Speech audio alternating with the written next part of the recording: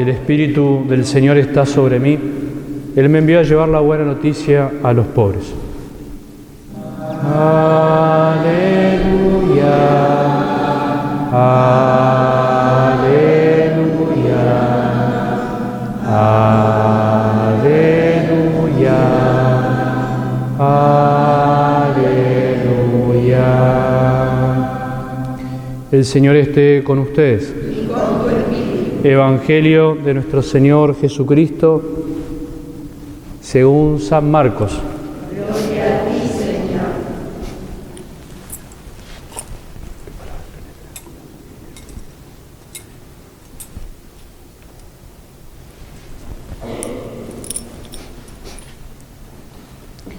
Jesús se dirigió a su pueblo, seguido de sus discípulos. Cuando llegó el sábado, comenzó a enseñar en la sinagoga, y la multitud que lo escuchaba estaba asombrada y decía: ¿de dónde saca todo esto? ¿Qué sabiduría es esa que le ha sido dada y esos grandes milagros que se realizan por sus manos? ¿No es acaso el carpintero, el hijo de María, hermano de Santiago, de José, de Judas y de Simón? ¿Y sus hermanas no viven acá entre nosotros? Y Jesús era para ellos un motivo de escándalo. Por eso les dijo: un profeta es despreciado solamente en su pueblo, en su familia y en su casa. Y no pudo hacer allí ningún milagro, fuera de sanar a unos pocos enfermos, imponiéndole las manos. Y él se asombraba de su falta de fe. Palabra del Señor. Gloria a ti, Señor Jesús. Bueno, en estos últimos domingos, recordemos que hace 2 domingos escuchamos el episodio de la tempestad calmada. El domingo pasado contemplamos los 2 milagros que Jesús hace, uno a la mujer hemorroísa que sufría 12 años de hemorragias, y la vuelta a la vida de la hija de Jairo. Y de alguna manera lo que nos va mostrando Marcos es, por un lado, la incredulidad, cómo Jesús empieza a experimentar el rechazo o la incomprensión, podríamos decir, de sus más cercanos, de los mismos discípulos que Jesús les reclama su falta de fe. Incluso cuando hace los milagros, los discípulos no terminan de comprender. Y hoy podríamos decir que esa incomprensión y ese rechazo llega a su punto más culmen, podríamos decir, a su punto más alto. Jesús vuelve a su pueblo, vuelve a Nazaret, donde lo conocían, donde lo habían visto crecer, donde sabían quién era, de dónde venía, cuál era su oficio, carpintero, quiénes eran sus familiares, sus padres, etc. Y donde uno podría esperar que Jesús tuviese más éxito, entre comillas, es todo lo contrario, es donde recibe el mayor rechazo, ¿no? Y es donde termina diciendo Marcos que se asombraba de su falta de fe, ¿no? Hay 2 veces aparece la palabra asombro, ¿no? Por un lado, al principio todos se asombran, dice, de las cosas que decía, de las cosas que enseñaba, pero el asombro de los que vivían en su pueblo no es un asombro que los lleva a creer, sino que es un asombro, al contrario, que los lleva a rechazarlo, ¿no? Dice finalmente que Jesús era para ellos un motivo de escándalo, ¿no? La palabra escándalo en el Evangelio significa piedra de tropiezo, ¿no? Podríamos decir nosotros un obstáculo. O sea, Jesús, en vez de transformarse en un motivo para creer, se transformó en un motivo para rechazar, ¿no? Para rechazarlo. Por eso seguimos en esta línea de seguir pensando, ¿no?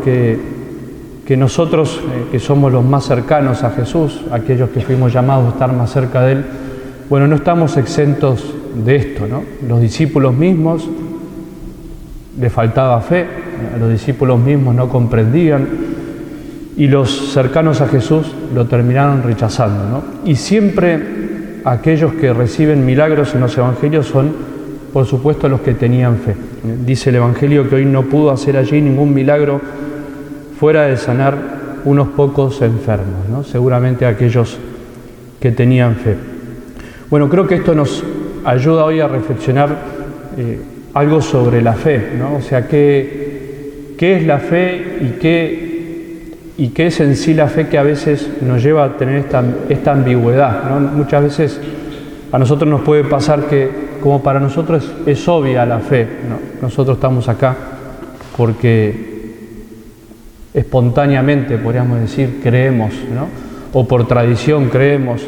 Eso no quiere decir, por supuesto, que no decidimos creer y que estamos en camino de creer, pero no hay que dar por obvia la fe, ¿no? Lo primero que tenemos que decir de la fe y que tenemos que aprovechar hoy para agradecer es que la fe es un don, ¿no? Es un don grande y maravilloso que todos hemos recibido por el bautismo, por supuesto, pero también porque hubo alguien en nuestra vida, algún instrumento del Señor en nuestra vida que nos ha ayudado a creer y que nos ayuda a afirmar siempre nuestra fe y a seguir creyendo, ¿no?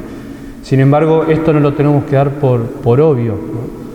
Por eso nos podemos preguntar y nos preguntamos y nos cuestionamos tantas veces por qué hay gente que no cree, por qué hay gente que sigue rechazando la fe, o por qué hay gente que creía y ahora dejó de creer, ¿no? O gente que era cercana pero no terminó de afirmar su camino y ahora se alejó. Bueno, porque por supuesto que la fe, por otro lado, necesita de nuestra respuesta siempre, ¿no? De nuestra elección una y otra vez, de volver a decir que sí y de volver a confiar que aunque la fe es un don, la fe también, por otro lado, tiene esta parte de debilidad, podríamos decir. O sea que para creer necesitamos mirar más allá de lo que vemos, ¿no? Ver más allá de lo que nuestros ojos ven, que fue lo que no pudieron hacer ese día los cercanos a Jesús en su pueblo, ¿no? Por eso estas preguntas que se hacen nos ayudan también a pensar en preguntas que podemos hacernos hoy. ¿De dónde saca todo esto, no? ¿Qué sabiduría es esa que le ha sido dada? ¿No es el carpintero?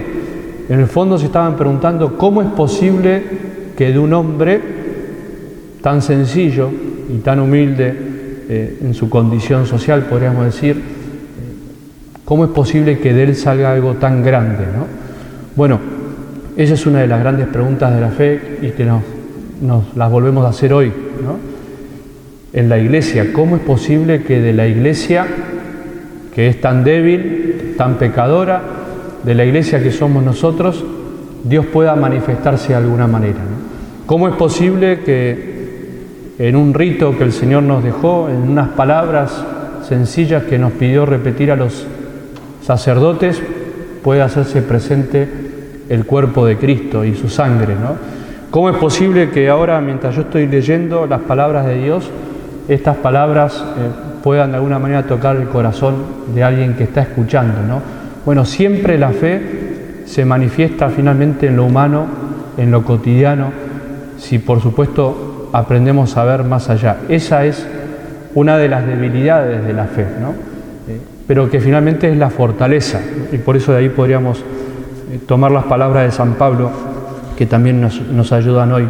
San Pablo, por un lado, recibió una revelación, recibió un don inmenso de poder comprender el misterio de Jesús, y sin embargo, San Pablo dice, para que yo no me envanezca, ¿no? Para que yo no me la crea, diríamos nosotros, el Señor permite que tenga una espina clavada en mi carne, ¿no? Tengo una gran debilidad que yo quisiera quitármela, pero le pedí 3 veces al Señor y no me la quitó, me contestó, te basta mi gracia, ¿no? Nosotros a veces, si pudiéramos elegir, no quisiéramos tener debilidades, ¿no? Quisiéramos vivir siempre en plenitud, ¿no? Sin problemas, sin dificultades. Nosotros quisiéramos a veces que todo lo que hacemos sea comprendido y aceptado, ¿no? Que todos los que están a mi alrededor me entiendan, ¿no?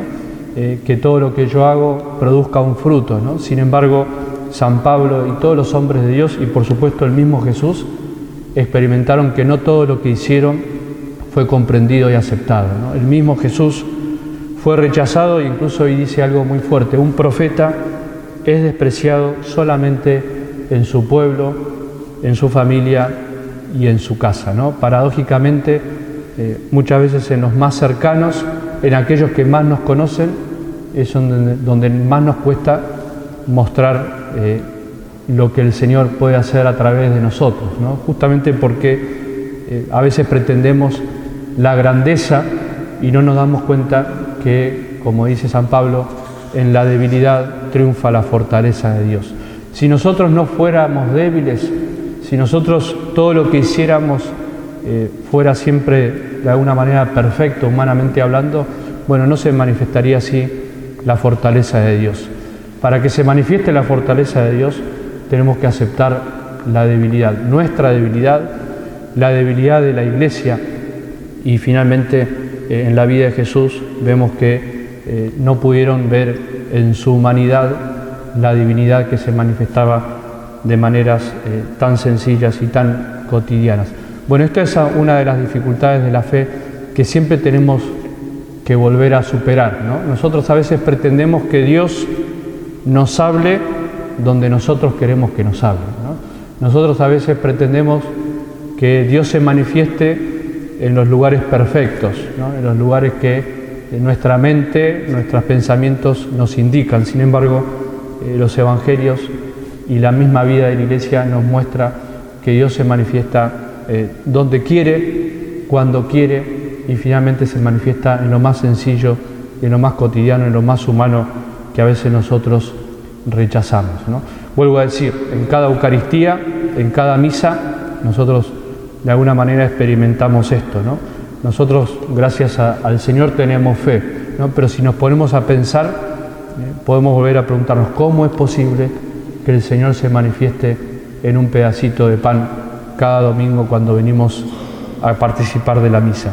¿Cómo es posible que el Señor me hable a veces a través de mi mujer, de mi marido, de mis hijos? Incluso me puede hablar a través de alguien que no tiene fe, ¿no? Porque finalmente Dios se manifiesta a través de nosotros. Dios nos necesita como instrumentos para mostrar su amor a este mundo que muchas veces no lo puede ver.